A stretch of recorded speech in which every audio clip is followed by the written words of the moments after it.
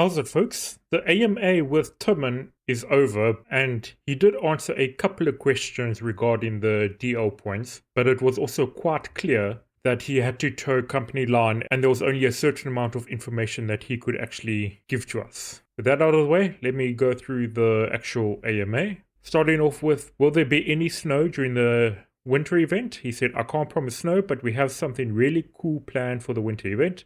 I can bet my favorite Korean dish that you'll love it. Is there a chance for a Cyberpunk Witcher collaboration? He said, never say never. We already have a Cyberpunk Easter egg, but there's definitely space to do more. Any plans for the whole raid crossover? Nothing to announce at this time, but personally I would love it to happen. What will the For Honor event look like? I can't really say much and spoil it in advance, but I think it's quite cool. I think we're getting better and better at understanding what the DL fans want from our events, and I'm confident that this one will deliver. What will the Halloween and Winter event look like? Last year's versions did not get the most positive feedback. Do you plan to address it? He said, we are bolding up on last year's events, expanding and adding more variety to them. To be more specific though, we plan to add a few more Halloween variants for monsters, expand on the trick or treat idea from last Halloween, and for the winter one, there's a new mechanic coming. Moving on to the next section, is every weapon type going to have a finisher for it? He said, we have more than 100 plus weapons in the game, so to have a specific one for each would be impossible, but there will be variety and brutality. Can we perform a finisher on any enemy? We're going to make it possible to execute weakened enemies, accompanied by cool animations, blood and gore. This will definitely be an evolving feature. We plan to introduce a set of those first, and then keep adding more gruesome animations in subsequent updates. How will the finishers be activated? Pressing a button when the enemy is at low health or stunned? He said that's definitely the starting point. It's cool already, but I'm not yet fully satisfied with this approach, so we're still looking for an even better solution. Other than explosive knives and stars, are we going to be seeing more of the elemental throwables from the first game returning? He said we definitely plan to bring a few. How will weapon repair work? Will we be able to repair our weapons as many times as we want, or will there be a limit to how many times we can repair them? Someone said you will be able to repair your weapons at a craftmaster using the in-game resources. We were considering a limited number of repairs, but then would it really work for you? So current implementation offers limitless repairs at a craftmaster at a cost. I think that's a good balance. Moving on to the next section, how exactly will the community mod support work? So he goes, there's a huge list of planned stuff. We want to introduce new surprising assets to our mod creators, but the big idea is to reach the stage where it will be easy for almost anyone to do some kind of mod and allow you to not only use maps, but also other modifications. Please stay tuned for more info. We just don't want to announce anything pre-release, as these things are very capricious. So we will start talking only when we're 100% sure when those plans will be ready to deliver. Can you add an option for modders to add custom skyboxes? He said post-processing is one of the things dev team is working on, but skyboxes, as mentioned in the past, is a bit more complex thing to enable. We will see if this can happen. Will mod.io be the modding platform of choice, or will we be able to use Nexus mods? We want to make mod.io our central platform for all modding purposes, since it is more streamlined for us to also make them accessible on consoles. If you created your mod for Nexus, our goal is to make it possible for you to upload the same mod on the mod.io platform.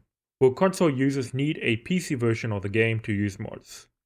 We are aiming to allow access to the mods the same way you have access to the maps, without the need for the PC version of the game.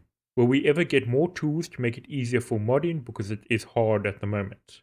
The DevTools team is continuously working on expanding the tools provided. The current scope is focused on LEDs and on adjusting the existing maps to work smoothly from in-game menu. With the community mods announcement, there is also a focus on implementing features that will access not just the community maps, but also a variety of regular mods on all platforms. We have some concerns over the new mod policy. Can you please address it? And he says, we want to make it clear that we have no intention of taking your mod and selling it without your permission. But given that mods are based on the game, the main purpose of any modding policy is to avoid situations where the IP rights of a game developer may be violated.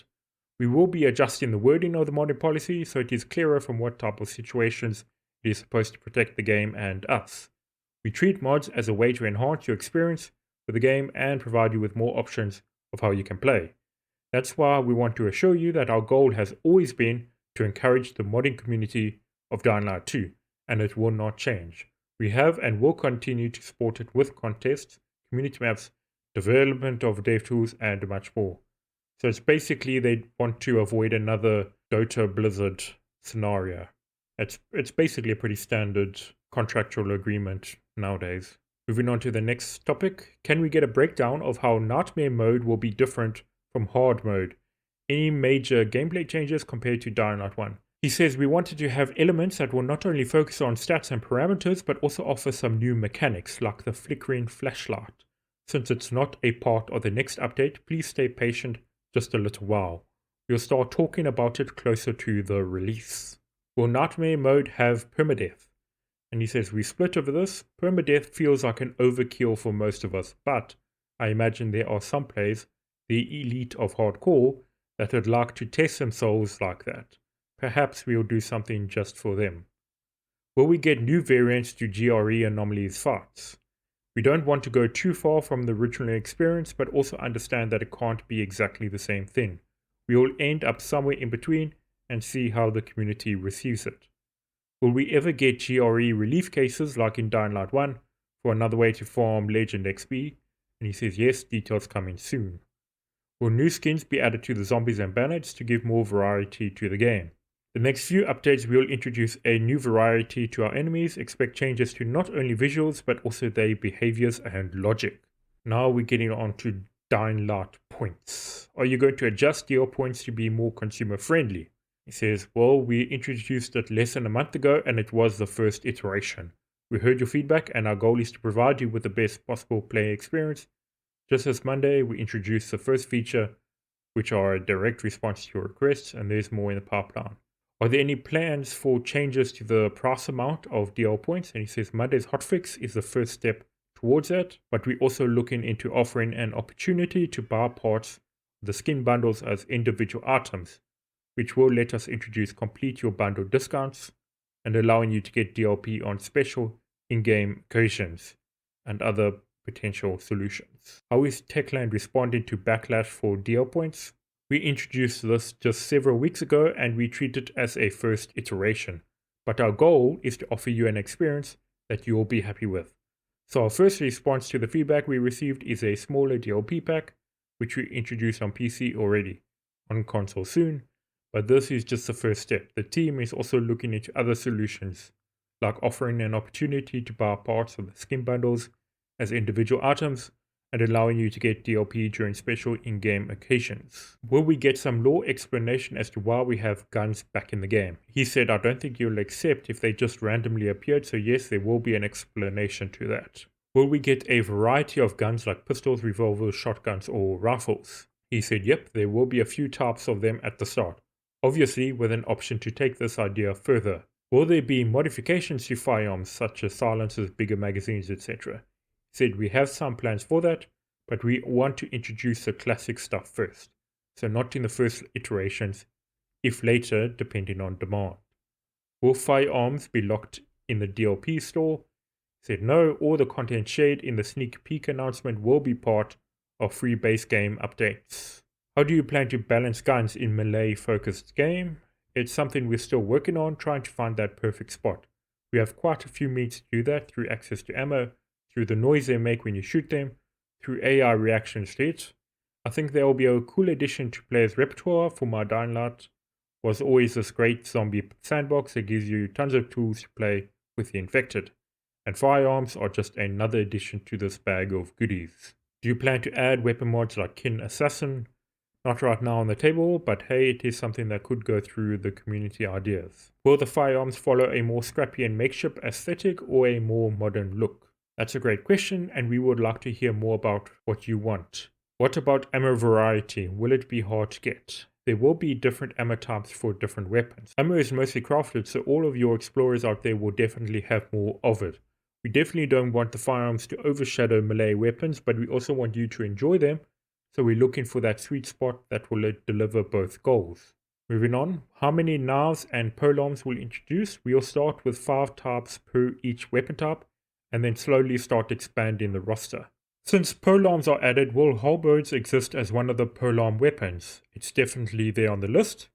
Will there be a difference in knives and polearms compared to what we already have? Yes, polearms and knives will come with their own unique animations and different gameplay experiences. Next up, what are tower raids going to entail? How many players will be allowed? Will they get continued updates? This is a new type of gameplay for us, so we'll focus on a solid base and then keep adding to it. They're meant to be single and co-op enabled dungeons, with the challenge increasing with each floor, ending with a big finale at the top. What are the incentives for players to do the tower raids? Do we get unique loot? And he said that's definitely the plan. We're still working out the details, but it's obvious the extrinsic motivation to play them must be there. And then moving on, why should I give DL2 one more chance? Someone goes, the game has received more than a dozen updates in the last 18 months, has tons of free stuff, and it's not losing its steam. If you didn't play it for some time, I'm sure you'll appreciate all the changes we've made. That's kind of not really answering the question, because basically the microtransactions that everyone lost faith with Techland about, and kind of clear that he's not allowed to talk about it. Will we get more than just shown a free outfit? Yes, we have planned more. Presented carrier and upcoming guild leader are just two examples. What are some of Timon's favorite changes and additions from all the previously released updates? To be honest, I'm already thinking about the future ones, so it's not that easy to answer. I'm really proud of the upgrade we did to parkour, as it really impacted the game. Obviously, the nighttime improvements are big, as it was a huge change to the core system of the game, something that you don't see that often in development. From smaller things, perhaps a weapon throw skill. Is there any room for adding spears as part of Aiden's arsenal that he can use like the rest of his weapons? We were hesitant to do it for many reasons, but I feel that the community expects it more and more, so never say never. Will there be global HUD changes and new updates? As with most of the game, including HUD, we're constantly monitoring your feedback and introducing updates that we see gain traction in the community. I wouldn't expect a big overhaul, but well-aimed tweaks here and there definitely. Will cooking be added as a mechanic in future updates? Probably not, but we plan to introduce some food for you to digest. Is the weather, time of day, atmosphere getting any love? Yep, there will be some visual and audio improvements in the next update, and later down the line, we will also spend some time on more gameplay mechanics behind different weather states. Option to play community maps with your friends, playing it alone is kinda boring.